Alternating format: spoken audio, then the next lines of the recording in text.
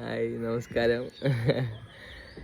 ഇന്ന് ഞാൻ വന്നേക്കുന്നത് നമ്മളുടെ പഞ്ചായത്ത് ഇലക്ഷൻ, ജില്ല, ബ്ലോക്ക്, ഈ ഇലക്ഷനുകളൊക്കെ ഇപ്പോൾ ഫസ്റ്റ് തലം, അതായത് അടിത്തട്ട് കഴിഞ്ഞു.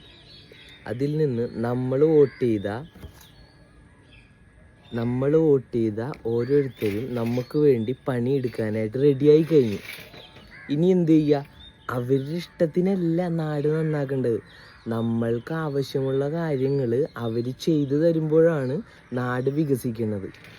നാട് വികസിക്കണമെങ്കിൽ ആദ്യം ചെയ്യേണ്ടത് പഞ്ചായത്തും വാർഡുകളും അവരവരുടെ വീടും അവരവരുടെ ഏരിയയും അവരവരുടെ പഞ്ചായത്തും വികസിക്കണം.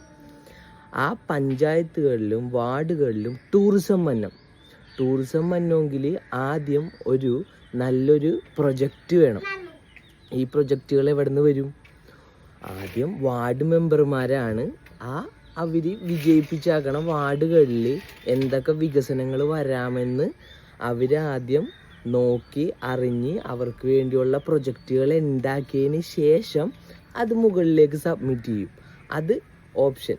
നല്ല നല്ല പദ്ധതികളാണെങ്കിൽ അത് ബ്ലോക്കായിട്ടും മേഖലയായിട്ടും ജില്ലയായിട്ടും അവർ കോർഡിനേറ്റ് ചെയ്തിട്ട് അത് അതാത് വില്ലേജുകളിലും അതാത് പഞ്ചായത്തുകളിലും വരും. ഇതല്ലേ ആദ്യം ചെയ്യേണ്ടത്. അപ്പോൾ നിങ്ങൾ ഓരോരുത്തരും, ഇപ്പം ഞാൻ ഉൾപ്പെടെ നിങ്ങൾ ഓരോരുത്തരും നിങ്ങളുടെ വാർഡുകളിൽ എന്തെല്ലാം പ്രൊജക്റ്റുകൾ പ്രാവർത്തികമാക്കാമെന്നുള്ളത് നിങ്ങൾ സ്വന്തമായിട്ട് ആഗ്രഹിക്കണം. നിങ്ങൾ സ്വന്തമായിട്ട് ചെറുതായിട്ടെങ്കിലും ഒരു കുറിപ്പ് റെഡിയാക്കി വെക്കണം. എന്നിട്ട് വാർഡ് മെമ്പറിന് കൊടുക്കണം.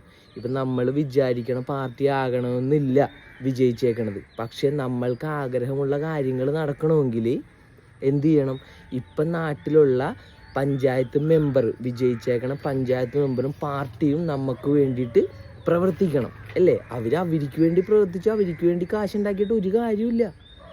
നമ്മളുടെ നാടും നമ്മളുടെ പഞ്ചായത്തും നമ്മളുടെ ജില്ലയും വികസിക്കണമെങ്കിൽ ആദ്യത്തെ പടി പഞ്ചായത്ത് വികസിക്കുക എന്നുള്ളതാണ്.